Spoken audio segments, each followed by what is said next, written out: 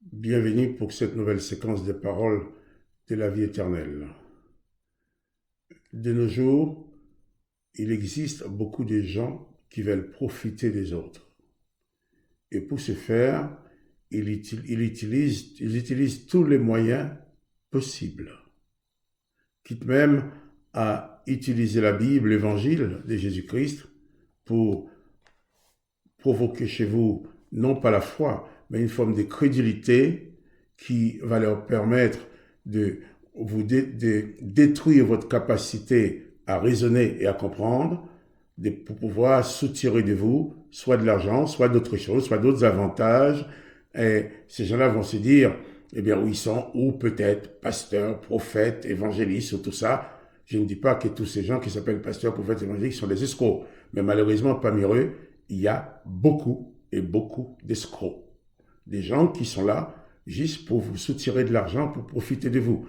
Parce qu'eux-mêmes, ils vont vous dire des choses qu'ils ne font pas eux-mêmes. Et pour y arriver, ils vont vous dire, eh bien, l'évangile, il faut croire à l'évangile, il ne faut pas réfléchir. Si vous posez trop de questions, ils vont vous dire, ah non, vous êtes un discuteur, vous posez trop de questions, eh bien, ou vous allez, ou ils vont vous demander d'arrêter de poser de questions, ou du moins, ils vont se détourner de vous, parce qu'ils sont convaincus qu'ils ne vont pas obtenir de vous ce qu'ils veulent. Or, effectivement, Jésus demande de prêcher l'évangile. Jésus a laissé des disciples derrière lui en leur disant « Allez prêcher la bonne nouvelle à toute la création », mais il dit aussi « Enseignez-leur, baptisez-leur et enseignez-leur à observer ce que je vous ai prescrit ». Jésus n'a pas dit d'enseigner les gens à observer la doctrine de tel ou tel groupe, de telle ou telle église, de tel ou tel pasteur, de tel et tel ou tel évangéliste ou prophète ou quoi. Jésus dit, enseignez-leur à observer ce que je vous ai prescrit. Donc, l'enseignement qu'on vous apporte doit être absolument basé uniquement sur la base de la parole de Jésus-Christ. Quelles que soient d'autres paroles qu'on prendra pour vous enseigner, eh bien, c'est qu'on va vous détourner de la vérité. Et lorsque ces gens-là veulent sévir, ils ont l'occasion de profiter des autres, ils vont leur dire, eh bien, il ne faut pas essayer de comprendre la foi. Pour la foi, il faut obéir sans comprendre. C'est que Jésus n'a jamais dit. Jésus-Christ n'a jamais demandé de croire et d'obéir sans comprendre. D'ailleurs, Jésus est venu lui-même enseigner sur la terre. Il a passé son temps à enseigner.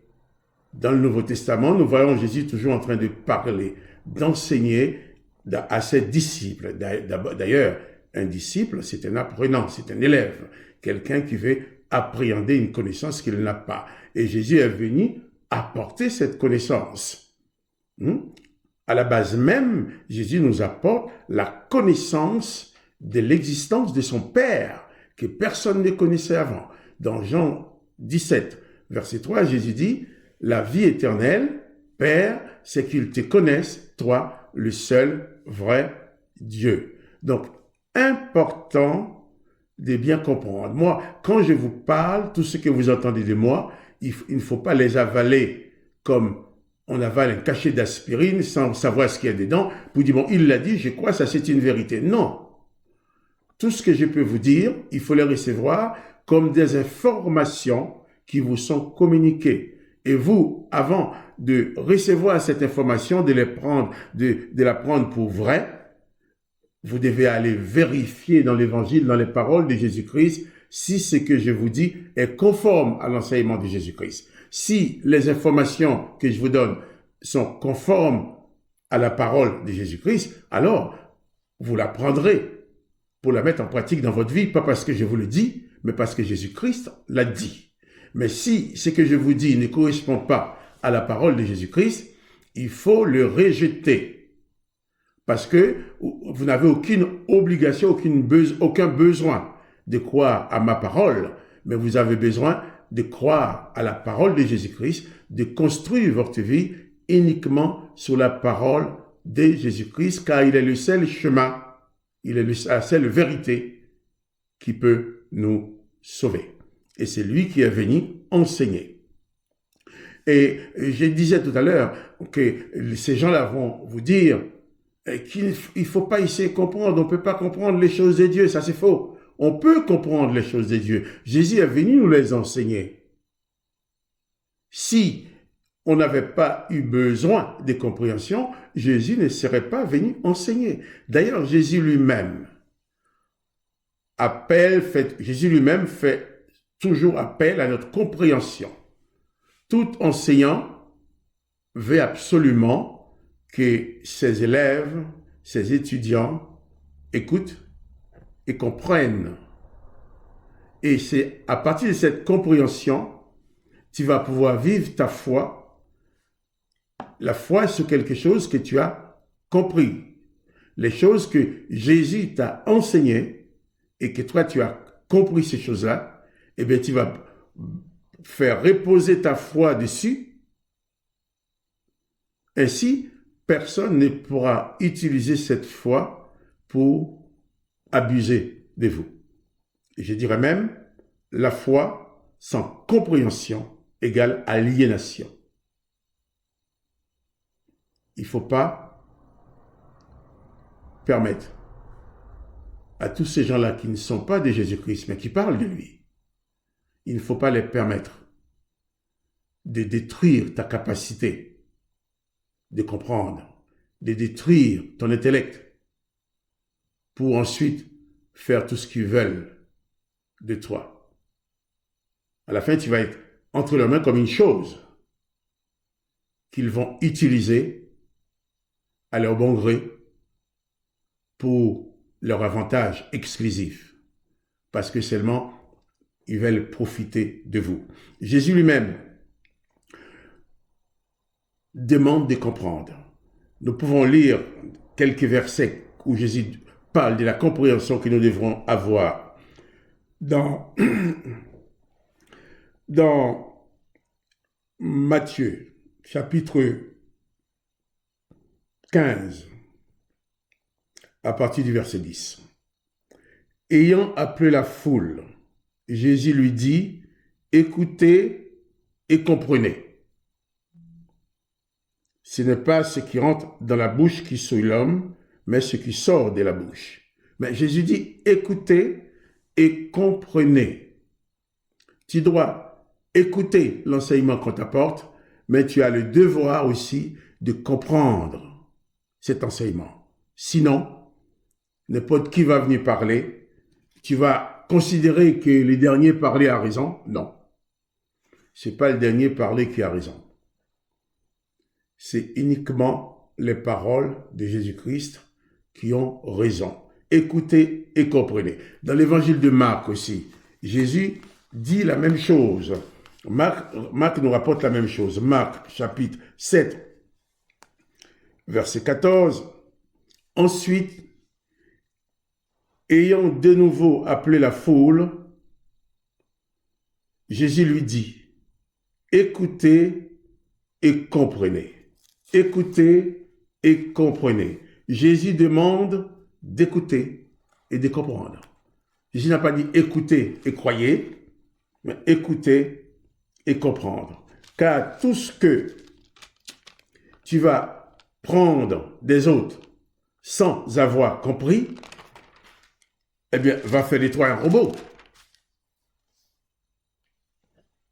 L'autre va appuyer sur un bouton, toi tu vas agir parce que tu as cru tout simplement.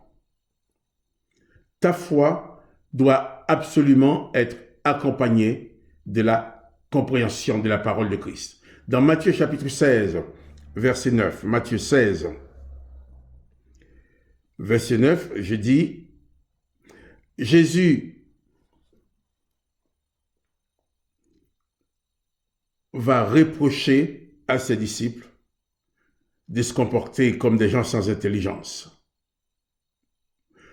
J'ai lu à partir du verset 7. Les disciples raisonnaient en eux-mêmes et disaient, « C'est parce que nous n'avons pas pris de pain. » Jésus l'ayant connu, dit, « Pourquoi raisonnez-vous en vous-même, gens de peu de foi, sur ce que vous n'ayez pas pris du pain? Êtes-vous encore sans intelligence? Et ne vous rappelez pas, ne vous, ne vous rappelez-vous plus des 5 pains et des 5000 hommes? Êtes-vous sans intelligence? Donc, quand quelqu'un vous dit que la foi ne va pas avec intelligence, c'est quelqu'un qui veut vous abêtir. Jésus nous demande de croire en lui, mais en même temps de faire fonctionner notre intelligence, notre compréhension, notre bon sens. Écoutez et comprenez, dit Jésus. Écoutez et comprenez. Si quelqu'un vient vous dire qu'il faut l'écouter et mettre sa parole en pratique sans chercher à comprendre, sachez que vous avez affaire avec un escroc. Vous devez écouter et comprendre. Comme j'ai dit tout à l'heure, ce que je vous dis, ce qu'un prédicateur quelconque vous dit, il ne faut pas forcément tout rejeter en bloc. Il faut l'écouter. Ensuite, il faut aller comparer ce qu'il dit avec les paroles de Christ.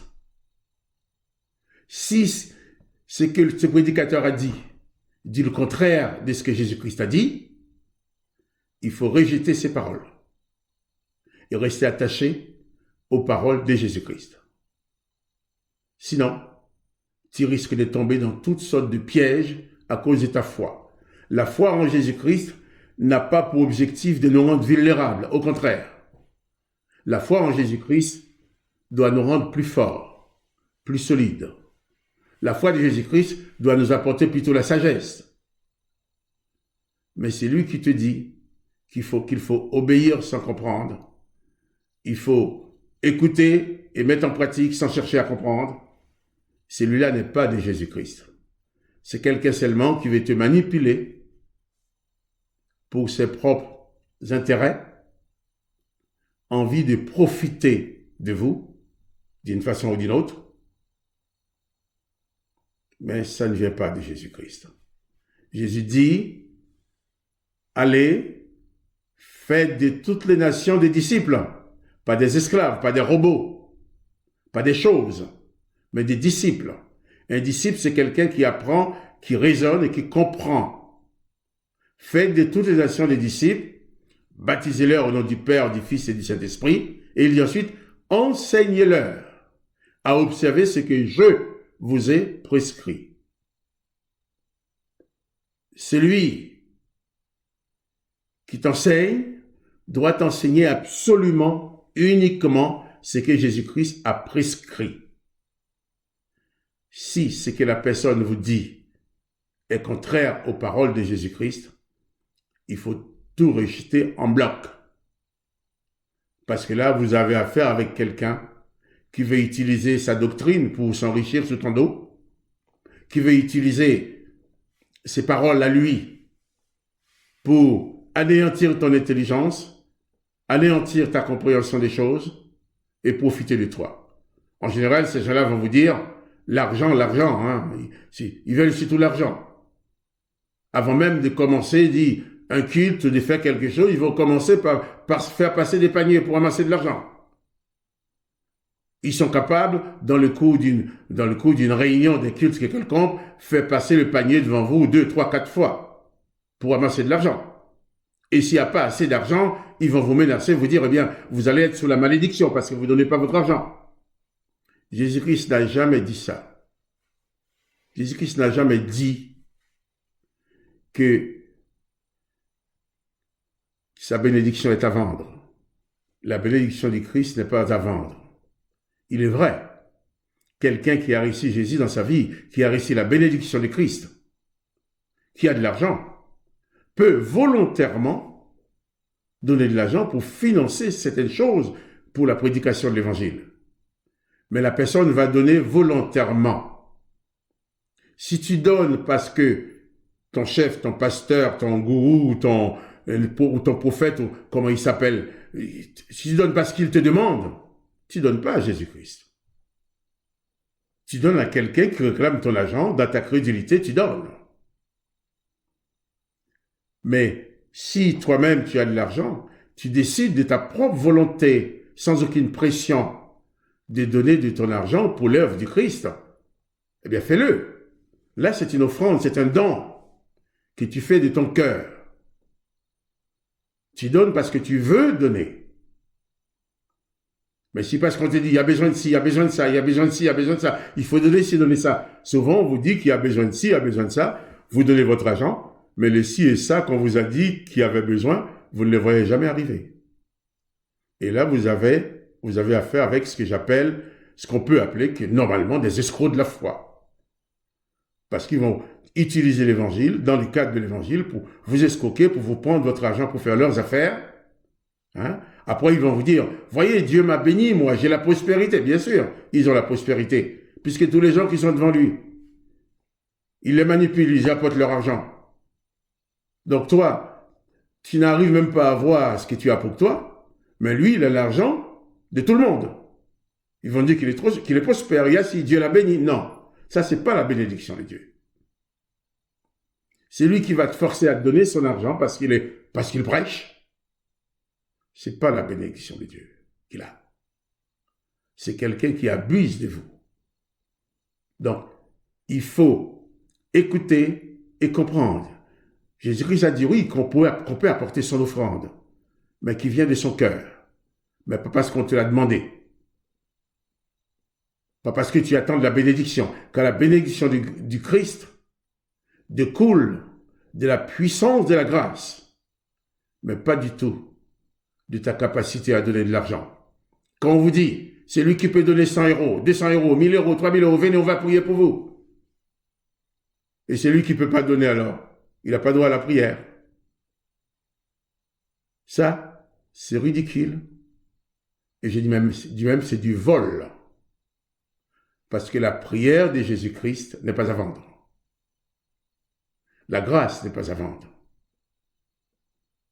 Quand quelqu'un vous dit ça, il faut lui demander de vous montrer dans l'évangile, là où Jésus a dit, toi qui peux donner 100 euros, viens. Toi qui peux donner 200, viens. Toi qui ne peux pas donner, reste à ta place. Jésus ne l'a jamais fait. Donc tous ceux qui le font, ne le font pas sur le modèle de Jésus-Christ. Écoutez, comprenez. Et même quand on t'enseigne comment prier, il y a énormément de choses qu'on t'enseigne à dire dans ta prière que Jésus-Christ n'a jamais dit. Je vais prendre un simple mot. L'un des mots qu'on prononce le plus dans les prières dans les églises. Le mot Alléluia. Alléluia. Qui veut dire louange à Yahvé. Jésus n'a jamais prononcé ce mot-là. Et quand on entend prier les chrétiens, ils mettent des Alléluia partout. C'est leur mot préféré. Mais c'est un mot que Jésus n'a jamais prononcé. Si cet Alléluia était si important pour notre foi, Jésus l'aurait prononcé au moins une fois. Il ne l'a jamais dit. Ce mot Alléluia existe uniquement dans les livres de l'Apocalypse, chapitre 19. Ces mots ont été prononcés par des anges de destruction. Une séquence, dans une scène qui précède une séquence de destruction massive. Je ne vais pas aller plus loin, il y a beaucoup d'autres mots, beaucoup d'autres choses qu'on nous fait faire, qu'on nous fait dire. Eh bien oui, depuis des siècles, la religion a enseigné à dire ça. Mais Jésus ne l'a jamais dit. Si Jésus ne l'a jamais dit, moi en tant que disciple de Jésus, pourquoi dois-je le dire? À chaque fois que Jésus priait, il disait seulement Père. Alors il nous a dit, quand vous priez, dites notre Père qui est aux cieux. Ça, Jésus l'a dit. Je t'invite à cesser de croire sans comprendre. Va toi-même fouiller dans le Nouveau Testament, dans les évangiles où il y a les paroles de Jésus, et compare tout ce qu'on t'a dit avec ces paroles-là. Et tu vas t'éclairer. Tu vas éclairer ta foi. Et alors tu ne seras plus, à cause de ta foi, une proie facile pour tous les rapaces, pour tous les vautours.